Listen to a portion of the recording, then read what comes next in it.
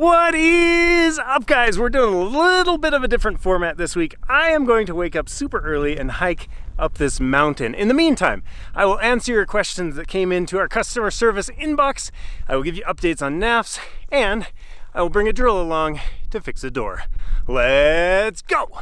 It is 4:23 in the morning. Boom. I gotta find a drill. You're gonna need that.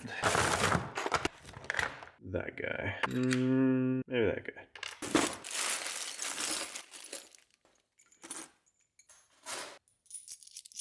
I just realized how dirty my garage truly is. Summer's over. It's probably time to clean the garage. But now is not that time. Got some food. Everything's one-handed.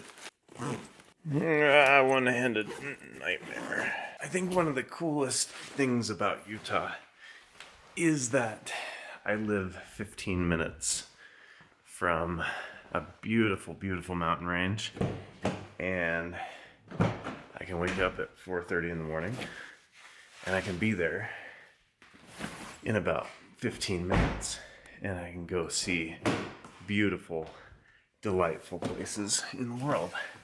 And today, I can bring you along.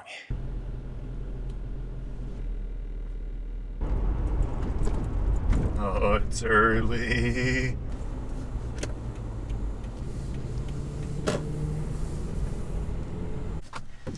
This is a very popular trailhead, and I win today.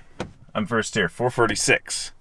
I have this weird habit of hiking the same trail over and over and over. And this one has been enticing to me.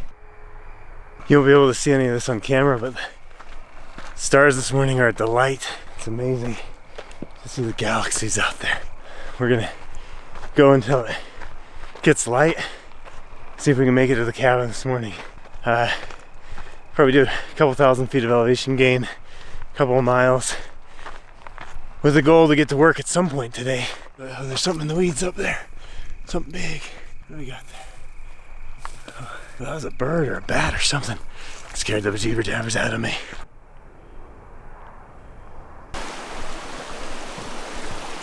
The one problem with this hike is it's just up. It does not go down at all until you're coming down. You're gonna get a lot of heavy breathing in this video until we're on our way down. Look at those stars. Over cranking it here, but beautiful stars. Made it to the ridge line. The interesting thing about hiking in the dark is you don't get to see a lot on camera. You just get my ghostly figure here.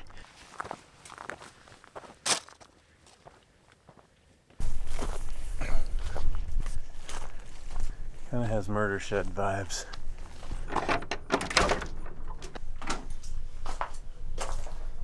There it is, guys.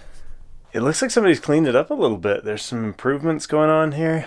We'll have to see what else there is to fix this morning. So just over a year ago, I left a logbook here at this cabin, and people have signed it as they come up. This is in a well-tracked area. But I love seeing people's stories. One guy has 7 check marks next to his entry, so been up here quite a bit. I get a kick out of it. And what's happened is I put this logbook in here, and I just asked people, hey, would you be interested in just helping clean it up a little bit and document what you do? So people have been taking trash out of it. It's cleaner than I've ever seen it. The door that I thought I was going to fix has already been fixed. I think sometimes when you put something out into the world that allows people to take a little bit of ownership of it, nobody owns this cabin. It's on Forest Service land, so the U.S. public owns it. But when you put something like this in place, people can start to feel like they're part of something. And I also think it helps them not trash it. If you can leave a little bit of piece of your soul, piece of you out in the world, and it can be something as stupid as a logbook, but it makes a difference, and other travelers that come along that way can be part of it, and it makes it more collective, I guess is the way I would put it. What does this have to do with pocket knives? Honestly, nothing at all. But pocket knives are like this adventure for me to come out and do stuff like this. It's an inspiration to get outside, find adventures, create things, and make the world a better place.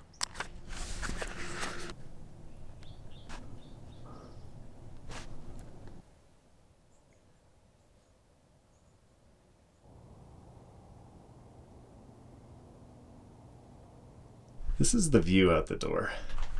You walk out this door, and this is what you see. And there are places and spaces like this that are just incredible. You can see way into the valley. These spots are all over. You can find places like this anywhere that are quiet. You'll be able to think. You can turn your phone off, start early. Like, I love this stuff because it's this opportunity to get out and enjoy what is on this earth. And that'll be part of my encouragement to you, is go find the places and spaces that inspire your mind and inspire your heart, because that's the good stuff. This is the good stuff. I mean, look at the leaves, look at the view, like, I love it. One day I think I'll try to spend the night here, but I feel like I'd get hand virus or something crazy in here right now. It's not quite clean enough. So I'm going to spend a few minutes, clean up a little bit more, and keep on rocking and rolling. So the logbook has been getting chewed up, so I'm just going to cut. I found a piece of plastic in here. I'm just going to... Guidebook. We'll have to go like that.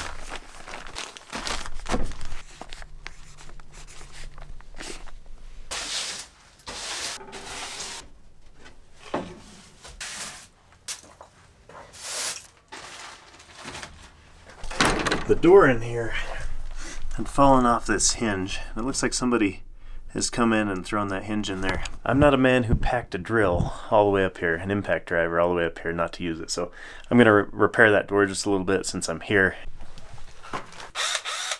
Let's go. Why do I do things like this? I do not know. I guess I enjoy it. I guess it's kind of satisfying. Something inside of you wants the world to be better. I don't know. I can't leave things well enough alone. Go deep on this one. There she be. Door's working nicely.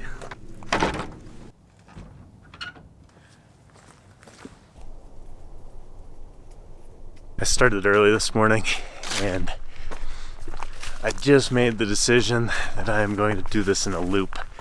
So I'm going to add probably another 1,200 feet of vertical and keep climbing and see if I can get all the way up and around right up in here. We'll come down that way and see if we can meet up with another trail that I know about that's over on that side. You know, when we film naps at night, those things take, I don't know, 3 hours to film. Let's say I've got an extra 3 hours today to do this and bring you along. Seems like a good idea. I think the biggest reason I keep doing this same trail over and over and over is it never gets old. I keep doing it and I think, dang, that's sick. Then I find something new and I'm like, whoa, that's cool.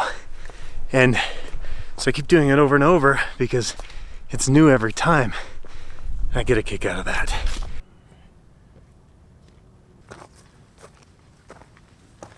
Check this out. Look at that view. Look at that. That's amazing. So cool.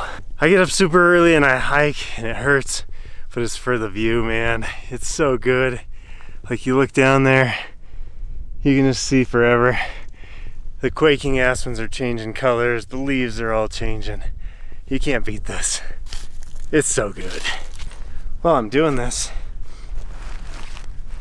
I've heard from a few people over the years that say on adventures like this, they're grateful that I bring people along because they're either homebound or can't go out and do stuff like this anymore. And I was thinking on the way up, you know, someday there will probably come a point when I am not able to do this stuff either. And that will be a sad day. But I'm grateful that I can do it now, and I'm grateful that I can bring you all along for the adventure. Using the OCT again for cutting an avocado here. Nice, just like that. This knife should be out probably about February, March of next year. So if you backed it, huge thanks. It's a fun one. But, you know, I think that's part of life. One part of life is bringing people along for your adventures. Now, that doesn't mean that you have to bring people along hiking. Obviously, I'm alone this morning. But I think if you can mentor people and if you can help people out in life, that is a good thing. And YouTube's a way to do that. I don't think everybody needs a YouTube channel. In fact, I wouldn't recommend it. It's a pain in the butt. It's hard. It takes a lot of time. I think I'd much rather be out here just hiking and enjoying it without lugging a camera around, but it means I get to do this for work too. But I think the idea of mentorship is super important, and being mentored and mentoring others is something that we should all be doing in our lives. So anyway, grateful I can bring you along, and I hope if you are homebound and can't get out, or you live in, I don't know, somewhere flat like Kansas, that the scenery and the opportunity to get out is exciting to you. That's a good avocado. Had a question from Federico F.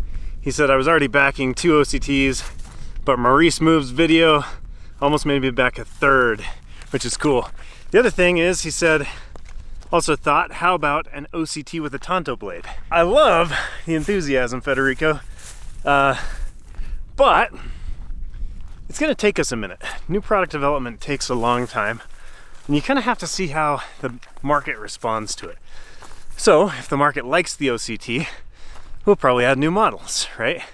And that has to be beyond just Kickstarter. Somebody else asked, can we get a fixed blade OCT? I think that was on Instagram, somebody asked that. And the answer is maybe.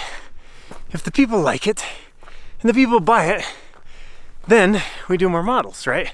That's how the free market works. That's the OCT update. So we'll have the purchase order in for that probably in the next 3-4 days.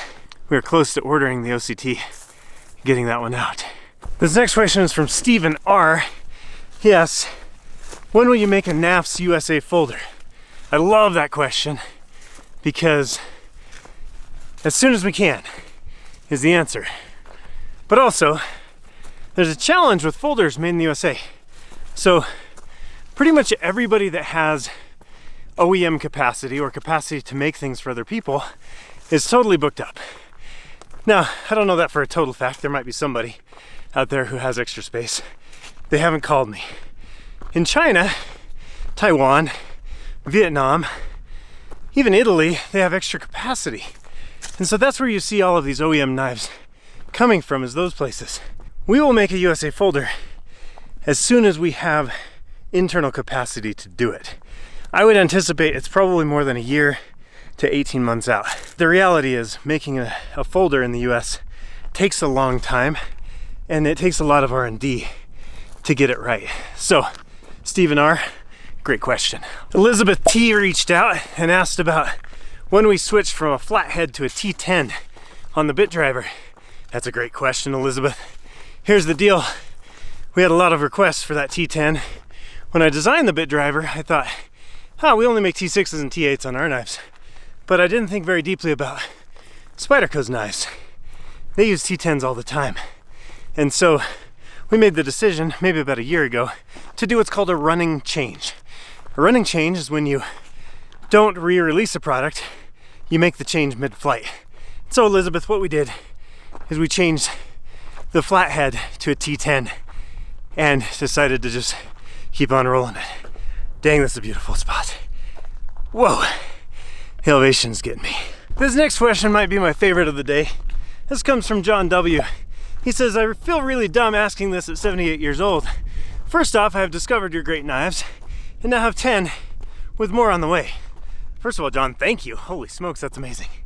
Next, okay, here goes. What does the diamond-shaped symbol with WIUG mean?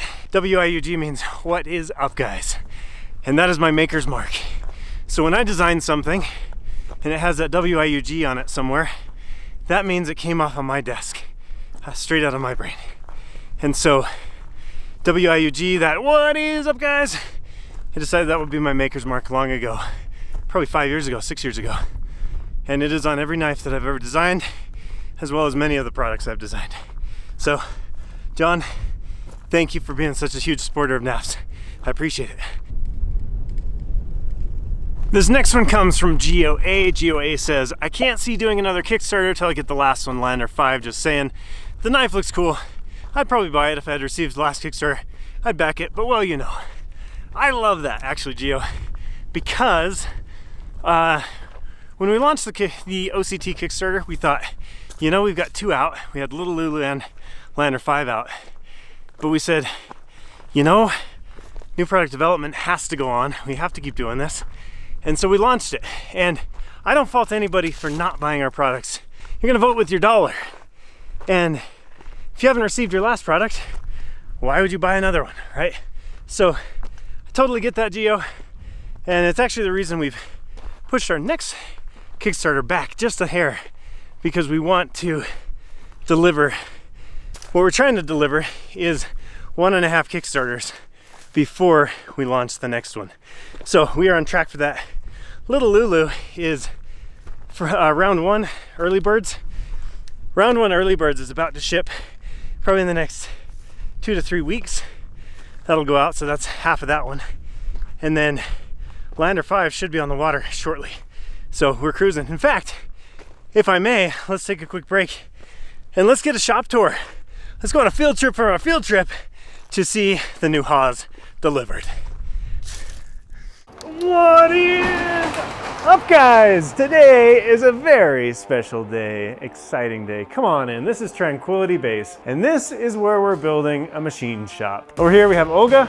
Olga is in charge of the machine shop, and in about 10 minutes, a Haas VF2 SS is going to arrive in this space, the very first big machine that'll sit right over here. So we'll have the Haas VF2 over here. We will have a Style X5 over there. Eventually we'll move the X7 right there, and we will build out a shop where we will begin making knives. Olga, do you have any knives? I do. Yep, as of this morning, we are getting super duper close. What are we working on, Olga? Right now on this little... Getting it out of the sheath. We're working on getting out of the sheath. We do the edge milling here, and then we go ahead and do the velvet grinding. Currently, I'm figuring out the blasting procedure. So what's happening is when we bevel grind it, we end up with just a few marks, witness marks right there in the plunge. And so we've developed a new process where we use a glass bead blast, and then we tumble it, and it makes it look delightful. High five. This is a moment. It's exciting. How are you feeling, Olga? Nervous and excited, but I heard that that's the same feeling, just What did you say yesterday, though? What did you say yesterday? Real talk. Internal screaming intensifies. And also, what day of the year is it? It's Christmas. It's Christmas. I'm super excited. The team has done such a good job. If you look at the edges on the Kydex sheath, we've chamfered those edges. They're beautiful. Just huge process happening all around on this. And in just a few minutes, the Haas will be right here. So stay tuned for that. The machine is here. It's exciting. I'm happy it's here, but you gotta make some knives on it. 8,000 pounds. $10 a pound. Yeah, that's not too bad. You can buy meat that's more expensive than $10 a pound. That's about as much as organic chicken breast. Organic chicken breast costs $10 a pound. It's great.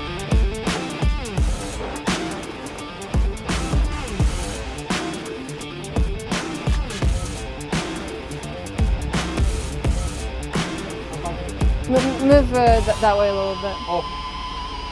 Does it just sit like that?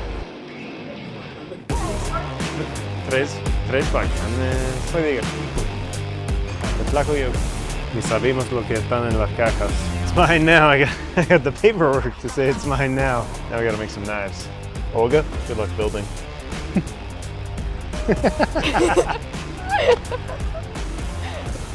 Fantastic. I hope you enjoyed that field trip, and I hope you're enjoying this field trip. It's kind of terrifying to put machinery down on the ground and expand our in-house manufacturing It's one of those things that I've been wanting to do for a lot of years, and I don't think there's ever going to be a good moment to do it. And so this is the moment. This is when we're doing it. We're making it happen. And would I prefer for all the timing to be perfect? Yes, I would. Timing will never be perfect. And so you kind of have to take the chance when it's given to you. And I figure this is our chance to do US manufacturing. We wouldn't be doing it without all your support, so thank you for that. Next question. This next question comes from James S. He says, so far I have 5 NAFS knives. Love each one of them. Looking forward to my first fixed blade knife. Haven't made up my mind yet on which one to buy. However, can't go wrong no matter what I choose. Love your product. Keep up the good work. Thank you, James, first of all. And second of all, it sounds like you need a little advice on what fixed blade to get. Now, I'm gonna let the people in the comments help me out with that. But, so if you have an opinion, let him know in the comments. Let's keep it to NAFS knives. What NAFS fixed blade should he get? My recommendation would come from, what are you doing with your life? And I ask myself that question every morning, especially today.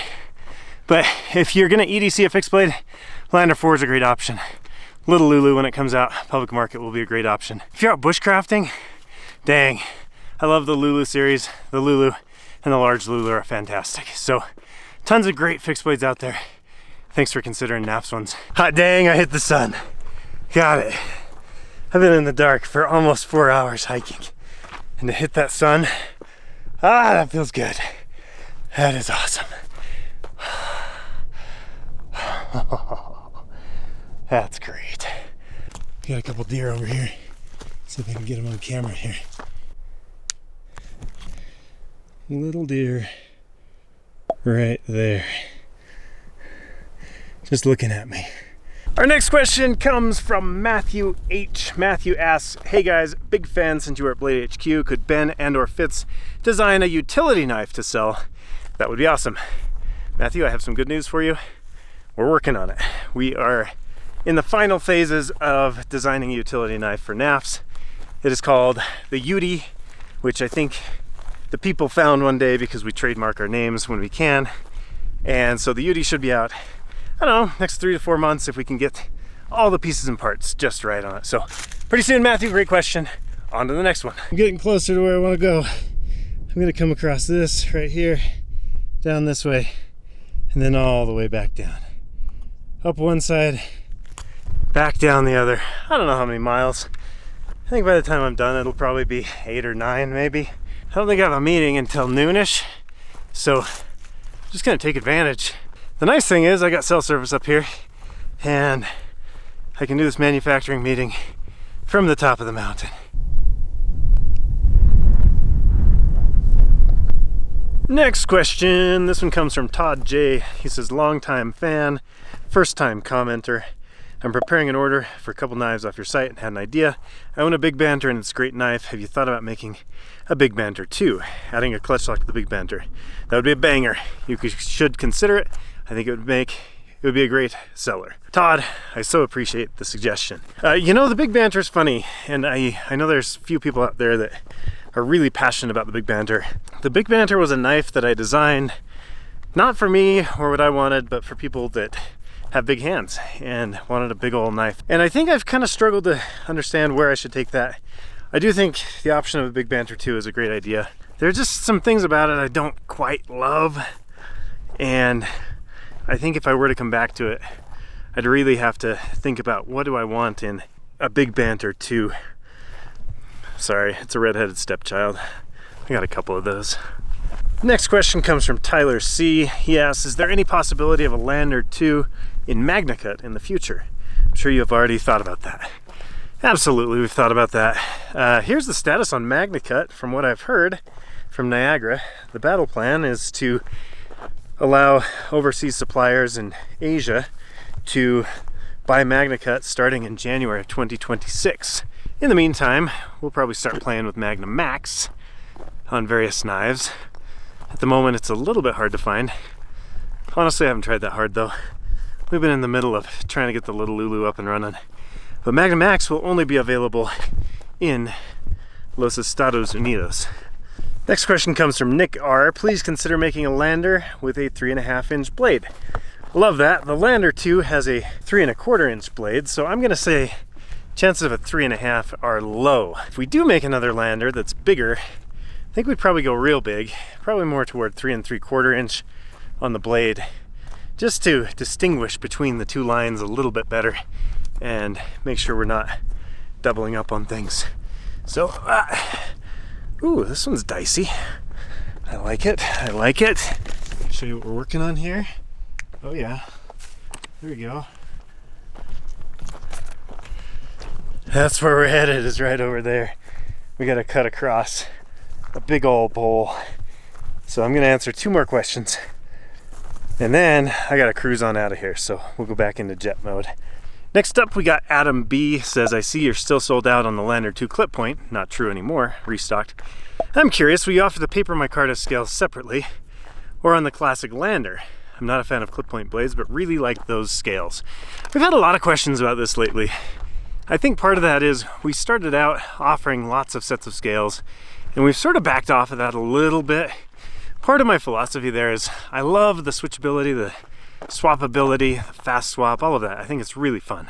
Really, it's just a matter of how do we spend our time, where do we put our time, and how do we make sure that we don't dedicate all our time to the wrong thing. Now, I think we should offer scales, but if you're doing the math on it, you're going to make more money based on selling knives.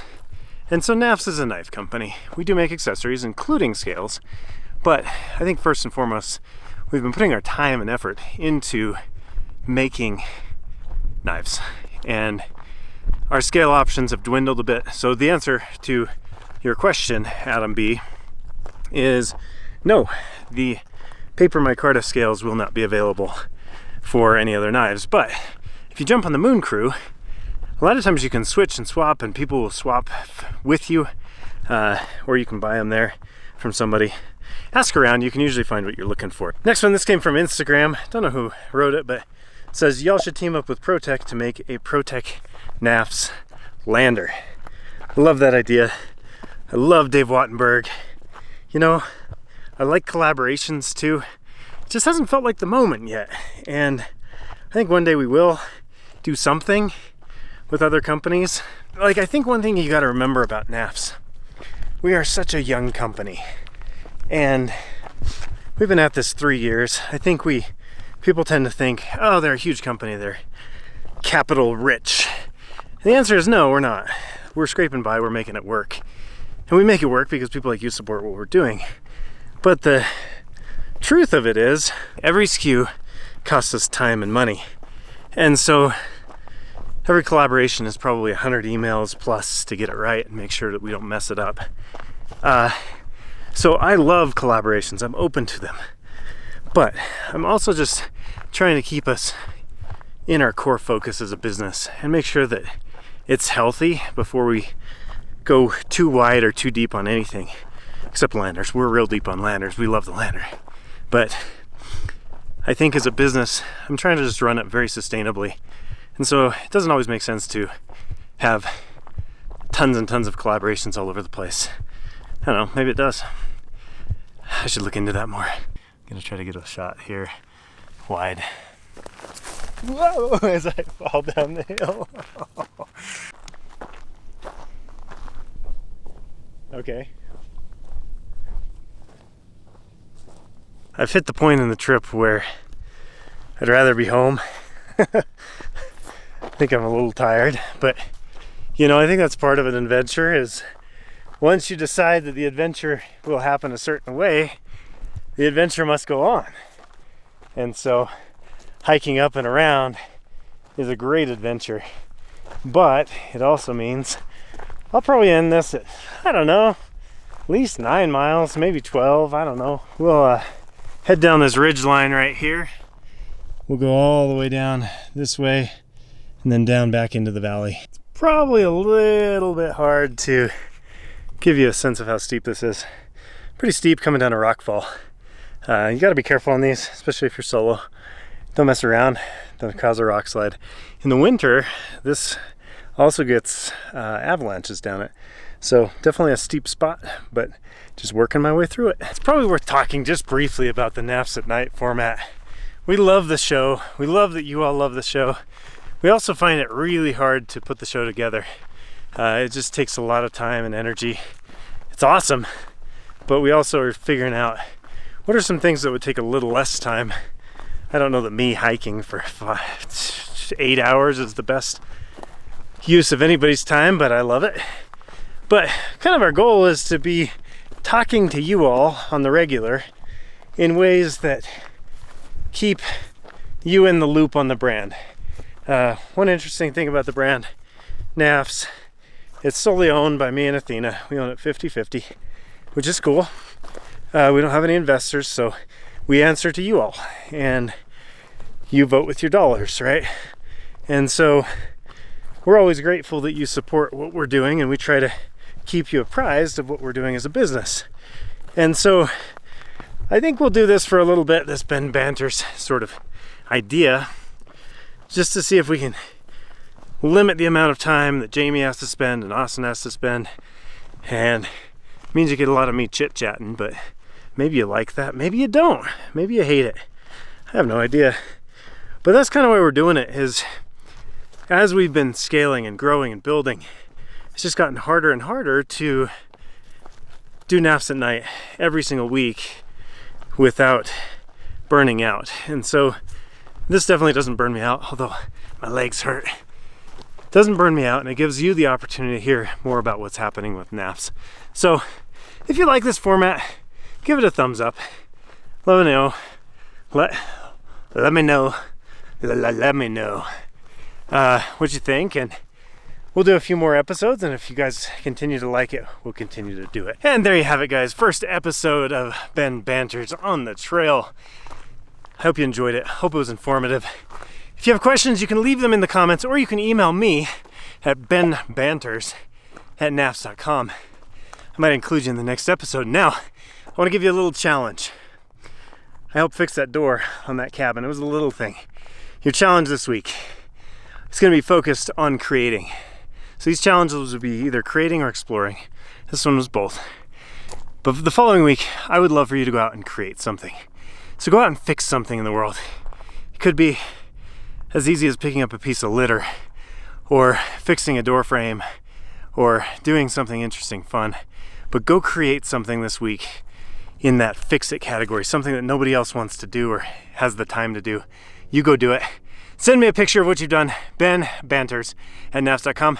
We'll have another video coming out for you next week. Thanks, guys.